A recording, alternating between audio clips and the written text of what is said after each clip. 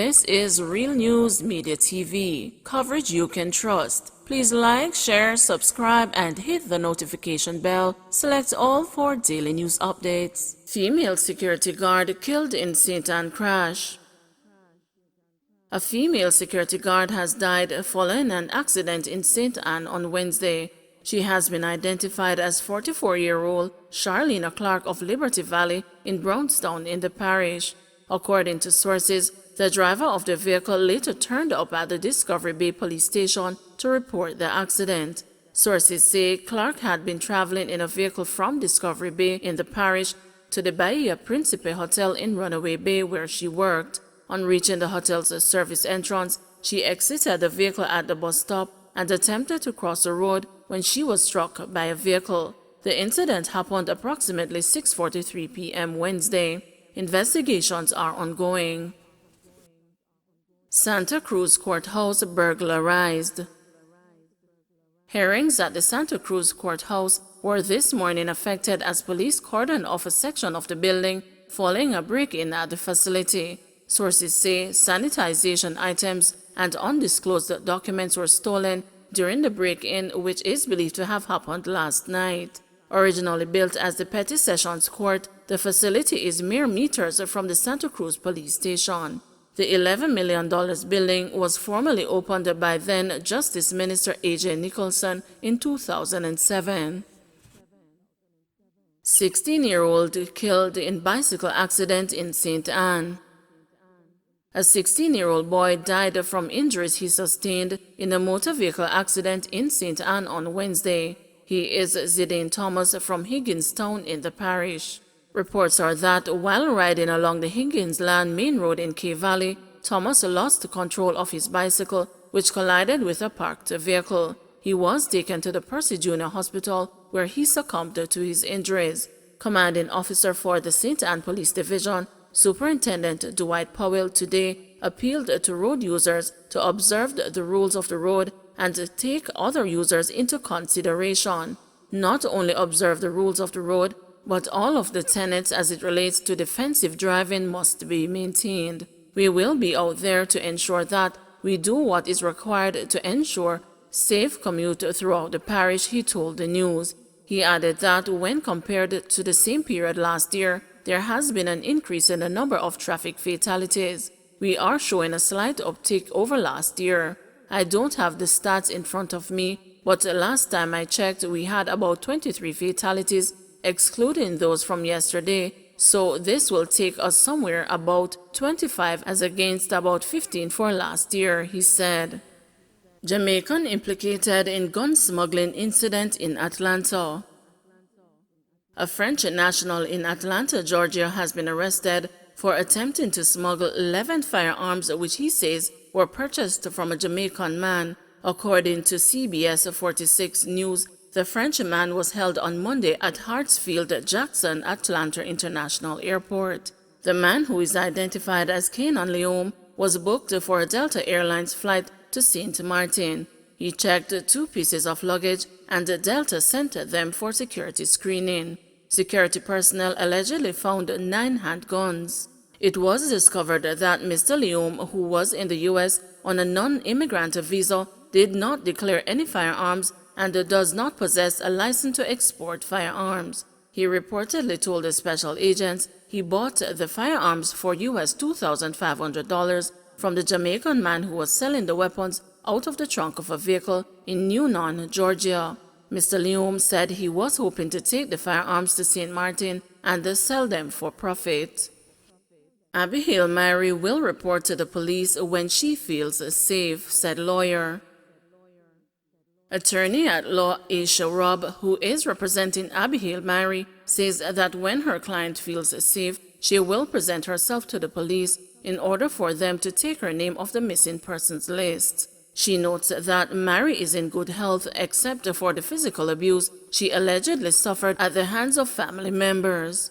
Robb is the second lawyer in as many days to have come out to state publicly that contrary to Tuesday's report from the Corporate Communications Unit of the Jamaica Constabulary Force, Abigail Mary, the 21-year-old model daughter of veteran Grammy Award-winning DJ Buju Banton, is not missing. Maurice McCurdy, who said on Tuesday evening that he was a lawyer for the family, had stated that Mary was not missing and that he had also informed the police of that fact. He later told the news that he was retained by Lorna Stratton and Banton to act in a manner pertaining to their daughter.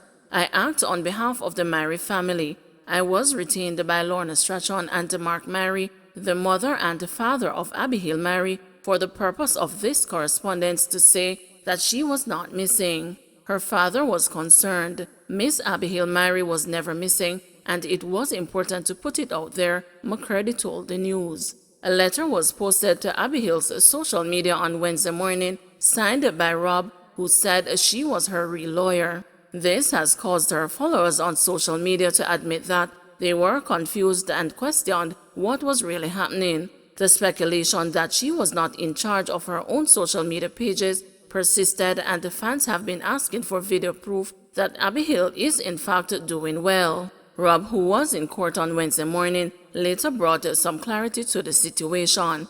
I have been Miss Mary's lawyer and would have represented her in prior matters, Rob told the news. She said Abigail did retain and instruct her in this matter to deal with a family dispute, and that she spoke to her on Wednesday morning and she was in good health except for the physical abuse she alleges she experienced. The Jamaica Constabulary Force has said that she will be considered missing until Mary reports in person to a police station.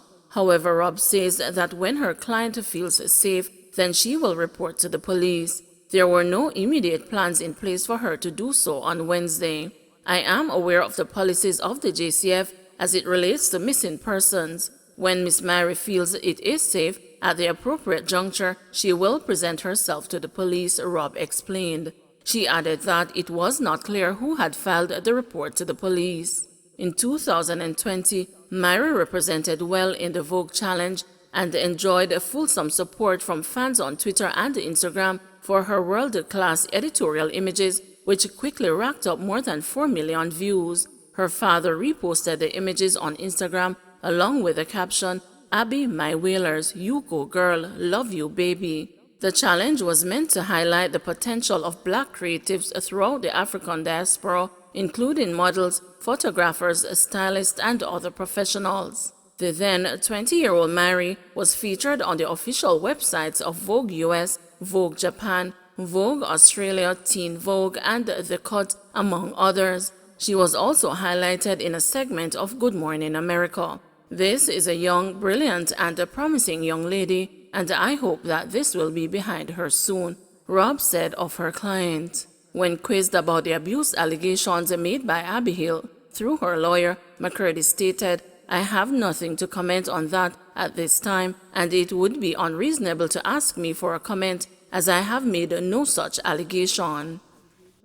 Soldier and brother denied bail in shooting case. Jamaica Defense Force member Hopton Chambers, 25, and his brother Anthony Chambers were denied bail when they appeared in the Manchester Parish Court yesterday. The two are facing charges of wounding with intent and illegal possession of firearm and ammunition stemming from a shooting incident in the St. Tullys community in the parish. The reports are that about 7 p.m. on September 28, the brothers attacked a man at a shop where he was with his family members. The police were alerted to the incident and took swift action, intercepting the men along the main road as they tried to escape. One firearm was seized. The complainant, who was immediately rushed to the hospital, is said to be still at the medical facility in serious condition. During the court hearing, Judge John Time requested that the allegations against the accused be shared in camera. His reasoning was that if the matter is to be transferred elsewhere, it would also be in camera. The men are scheduled to reappear in the Manchester Parish Court on Friday, November 12. Several fined in St. Elizabeth for breaching DRMA. More people in St. Elizabeth have been fined for breaches of the Disaster Risk Management Act. 25 residents were brought before the parish court on Wednesday. The individuals were arrested during the period from late July to mid-September. The offenses include breaching the curfew and staging entertainment events without permits for which Persons were fined from $8,000 to $70,000. For the sale of alcoholic beverages without spirit licenses and operating businesses beyond closing hours, individuals were fined a maximum of $10,000. Broderick Smith, acting senior judge for St. Elizabeth, said a message must be sent to partygoers and to promoters that if they are brought before the court, they must be prepared to pay for their actions. Last week, Chief Parish Judge Chester Crooks said parish court judges are concerned about the nonchalant attitude of some Jamaicans toward COVID-19 protocols and have been attempting to shame them into compliance with the fines.